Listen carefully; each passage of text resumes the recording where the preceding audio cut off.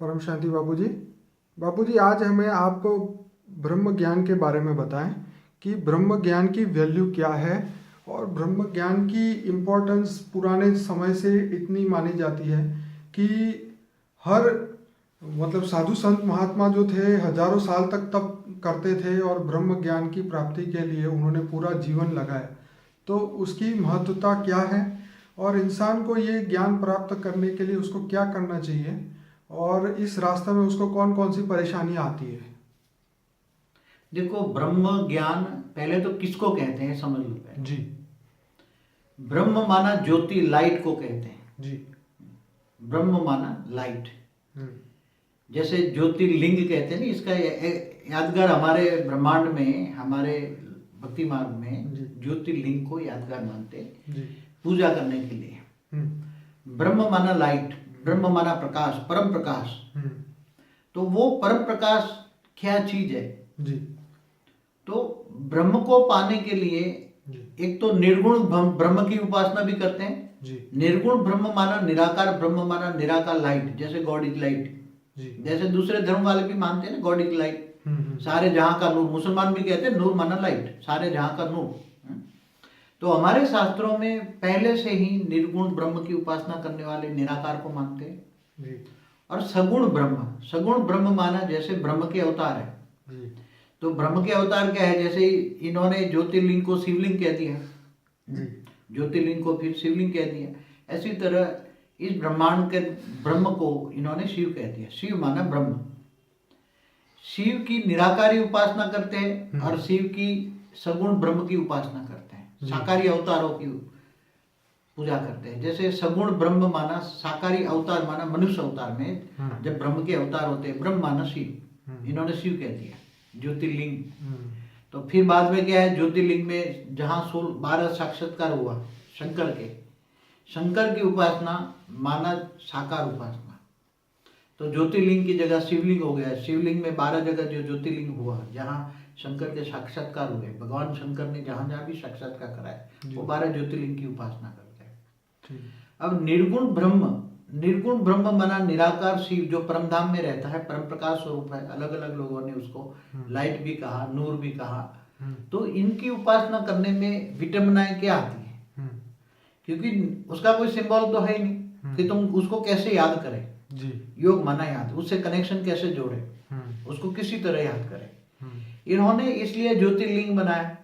ज्योति माना लाइट का, लिंग माना आकार, ज्योति का आकार। मगर ज्योति माना वो परम ज्योत है, परम लाइट है, तो उसको कैसे लगे? तो कई सूर्य की उपासना समझ के सूर्य जैसी उपासना करते हैं, ऐसे सूर्य की उपासना करने लगे। तो अंत में ब्रह्म की उपासना एक सूर्य की उपासना हो गई। आजकल क्या है, सूर्य की उपासना हो गई, ब्रह्म की उपासना माना सूर्य की उपासना हो गई। मगर ब्रह्म ज्ञान से भी आगे बहुत है। ब्रह्म के कई प्रकार है, जिसको अविनाशी ब्रह्म भी कहते हैं। अब अविनाशी ब्रह्म कौन है? जैसे ब्रह्मांड का शिव है, तो ऐसे महाब्रह्मांड का महाशिव जो है महाब्रह्म है। महाब्रह्मांड का महाशिव को महाब्रह्म कहेंगे। तो महाब्रह्म ने सोचा मैं एक से अनंत हो जाऊं, तो ब्रह्म पैदा हो गए। तो ऐसी तरह परम महाशिव जो यूनिवर्स का मालिक है, परम महाब्रह्म भी है। फिर भी ये सभी विनाशी ब्रह्म है। क्या है? अविनाशी ब्रह्म नहीं है। क्योंकि शिव, ये ब्रह्मांड का विनाश होता है। महाशिव महाकाल बन के अनंत कोटि ब्रह्मांडों को विनाश कर देता है। तब ये ब्रह्मांड का शिव भी जीव बन जाता है। ऐसी तरह जब यूनिवर्स परम महाब्रह्म भी, जब महाब्रह्म को भी वो विनाश कर देता है, इसलिए अविनाशी ब्रह्म की उपासना करते हैं। अविनाशी ब्रह्म क्या है? जैसे अभी साइंस वाले प्रूफ दे रहे हैं कि जैसे ब्रह्मांड, महाब्रह्मांड माना गैलेक्सी माना महाशिव, परम महाब्रह्मांड माना यूनिवर्स, ऐसे ग्रेट यूनिवर्स, मल्टीपल यूनिवर्स। तो अविनाशी ब्रह्म, इनको ऑलमाइटी अथॉरिटी कहेंगे, जो निराकार है, जिनका रूप रंग आकार निराकार है। उनका कोई सगुण ब्रह्म नहीं है, वो कभी भी सगुण में नहीं आता। इस शिव के तो अवतार होते हैं, मगर वो जो ब्रह्म है, वो ऑलमाइटी अथॉरिटी जिसको कहेंगे, बेहद का रचयिता, बेहद का मालिक, बेहद का बाप, वो कभी भी साकार में नहीं आता। मगर कब आएगा? क्योंकि वो तो बहुत बड़े विश्व का मालिक है। अविनाशी ब्रह्म उसी को ही कहेंगे। तो मनुष्य उसकी प्राप्ति के लिए क्या करे? अब एक सीधा सा लॉजिक है कि जिसको तुम याद करोगे उसी को पाओगे। अब जो निर्गुण ब्रह्म की उपासना करते हैं, निर्गुण ब्रह्म माना शिव समझ के, जी। ज्योतिर्लिंग समझ के सूर्य की उपासना करते हैं, सूर्य के सामने त्राटक विधि करते हैं, कोई शिव की साकार सगुण ब्रह्म की उपासना करते हैं। जी। तो एक जन्म में तो उनकी प्राप्ति होती नहीं ना, कई जन्म जन्मांतर तक, कई युगांतर तक करते रहते, तब उसको प्राप्त होता है। परम धाम में तब जाते हैं। शिव की प्राप्ति तब होती है। शिव की प्राप्ति करना माना परम धाम में जाना, माना अमर तत्व की प्राप्ति होना। परम धाम में चला गया तो अमर हो जाएगा।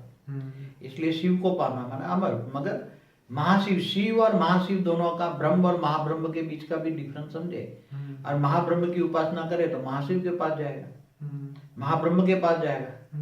तो जो शास्त्रों में ब्रह्म के बारे में बताया गया है कि वो उसकी कोई कल्पना भी नहीं कर सकता, तो क्या वो एक शिव, मतलब वही शिव का ब्रह्म की बात हुई है, या महाशिव के ब्रह्म पर ब्रह्म की बात हुई है, या परम महाशिव के ब्रह्म की बात हुई है?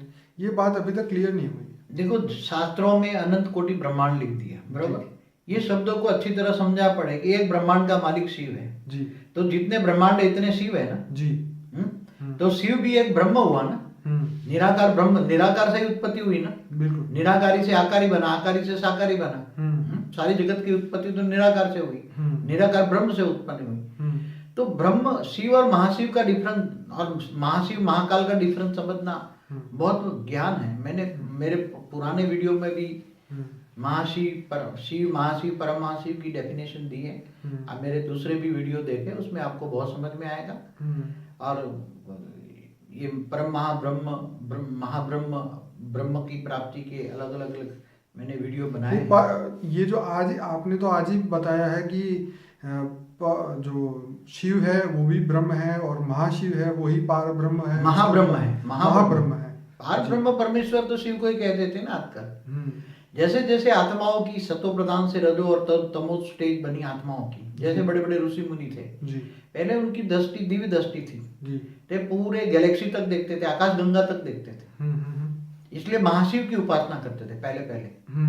मगर बेहिसाब खरबों बेहिसाब समय के बाद वही आत्माएं धीरे धीरे सतो से रजो और आज तमो प्रधान बन गए जी।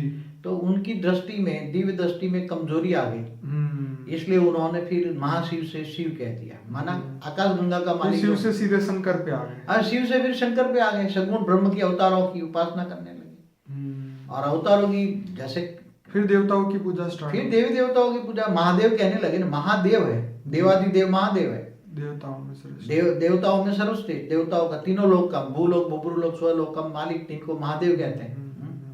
तो इसलिए धीरे धीरे आत्मा की जैसे जैसे डाउनफॉल हुई, आत्मा सत्तो से रजो, रजो से तमो बनती गई, ऐसी तरह आत्मा की स्टेट डाउन हुई, ऐसी तरह ज्ञान भी डाउन हो गया। इसलिए शास्त्रों में भी बहुत शब्द एडिशन ऑल्ट्रेशन होता गया। इसलिए पार ब्रह्म परमेश्वर शिव को ही कह दिया, महाशिव की जगह शिव आ गया। कई जगह तो मैंने एक पढ़ा है, जैसे हमारा गुजराती में जो नरसिंह मेहता हुआ जूनागढ़ में, उन्होंने क्या कहा, श्री हरि को पर ब्रह्म परमेश्वर कह दिया। अखिल ब्रह्मांड माँ एक तू श्री हरे जूझ वे रूपे अनंत भाषे, वेद माँ वेद तू तत्व माँ तत्व तू। फिर अंत में बोल दिया, ब्रह्मांड में ब्रह्म तू लटका करे। लटका करना माना उसका मतलब सर्जन करता है। वैसे तो बाबूजी अगर ब्रह्म की बात अगर गुजराती में उसका मीनिंग निकाले तो एक हुई कल्पना, ब्रह्म माना कल्पना नहीं। ब्रह्म और ब्रह्म शब्द में बहुत बड़ी डिफरेंस है। ब्रह्म फैलाया जा रहा है, ब्रह्म माना माया। माया है, यस। तो माया तो जो सगुण ब्रह्म के जो उपासक है, वो माया में शंकर की उपासना करते हैं, साक्षात्कारों की अवतारों की करते हैं, तो वो निर्गुण ब्रह्म को कुछ नहीं मानते। और जो निर्गुण ब्रह्म को मानने वाले हैं वो सगुण ब्रह्म को नहीं मानते। दोनों में बहुत ही लड़ाई हुई है पहले। द्वापर में पूरी सगुण ब्रह्म, और फिर श्री हरि को भी ब्रह्म मान लिया इन्होंने। तो शिव और श्री हरि बहुत द्वापर युग की लड़ाई हुई है, बहुत जबरदस्त लड़ाई हुई है। जो शिव को मानने वाला जो निर्गुण ब्रह्म को भी मानता है। तो ये सब बहुत शास्त्रों में बहुत लड़ाई है। तो क्या बापूजी ये कलयुग का इंसान जो है वो क्या शिव ब्रह्म तक पहुंच सकता है? क्या वो महाब्रह्म तक पहुंच सकता है? सबसे बड़ा क्वेश्चन। देखो, सबसे बड़ा क्वेश्चन है ज्ञान। तुम्हारे पास जितना ज्ञान होगा इतना तुम सोचोगे ना। आज कोई डॉक्टर इंजीनियर बनना चाहता, कितना पढ़ाई पड़ता है? बहुत, बचपन से। तो ये आधी जिंदगी तो उसको पढ़ाई में जाती है। बिल्कुल। तो ऐसी तरह ज्ञान मार्ग है। ज्ञान की गहराई में जितना तुम जाओगे, तुम सोचो पहले कि सितारे क्या है, किसी को पता ही नहीं था कि सितारे क्या है। अब जब साइंस वालों ने बताया कि सितारे बड़े बड़े सूर्य हैं, तो जब सूर्य है तो ये सूर्य कैसे बने, सितारे कैसे बने, चांद सितारों से कैसे बने। पहले हम भी जब बचपन में हम कई लोगों पूछते हैं सितारे, ये ब्रह्मांड, चांद सितारे कैसे बने, ग्रह कैसे बने, सूर्य कैसे बना। तो कईयों को पूछते थे तो पहले नेति नेति करके दे देते हैं, बोले नहीं वो तो बना बनाया है, बन रहा ना कोई, ऐसे जवाब दे देते थे सब। कि किसी को नहीं पता कि ये ब्रह्मांड कैसे बना, सूर्य कैसे बने, सितारे कैसे बने।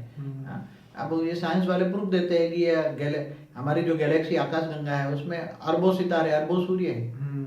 फिर यूनिवर्स के बारे में बताएं, तो बहुत कुछ मैंने पुरानी वीडियो में तो बताया है।